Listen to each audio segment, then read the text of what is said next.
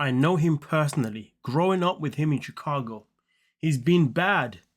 He's been bad news since he was born. He uses the wheels as an advantage to make people feel bad for him. It's all deceitful.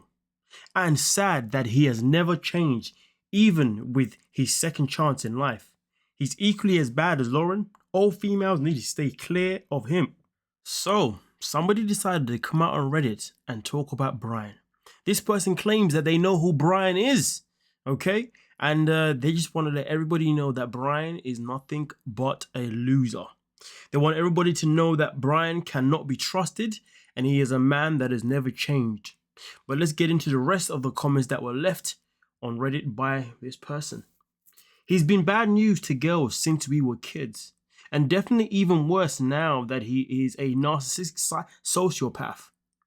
And he's very calculated to get what he wants. He should never have been approved for the show.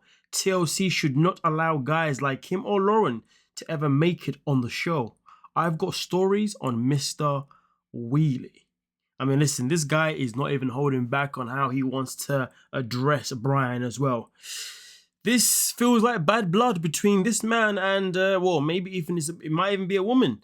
Obviously, you know, when it comes to this person and Brian.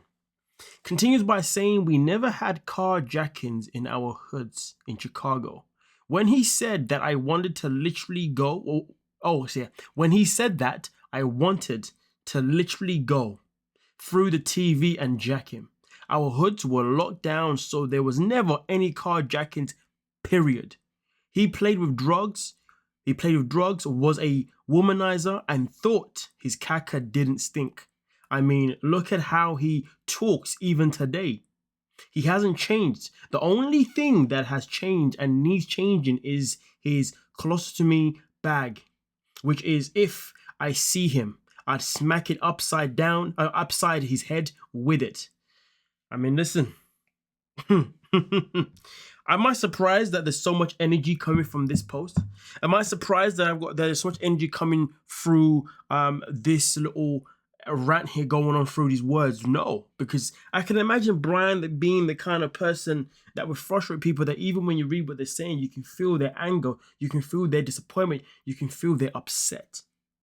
Now he continues here by saying, he cheated with his ex, that's why he got popped. This is something that we do know already. Believe me, she wanted him to suffer because these Chicago crews back in the day, there were no survivors, especially when a hit was issued on someone. When there was a hit on someone, they never saw it coming, and a week later you were in a casket.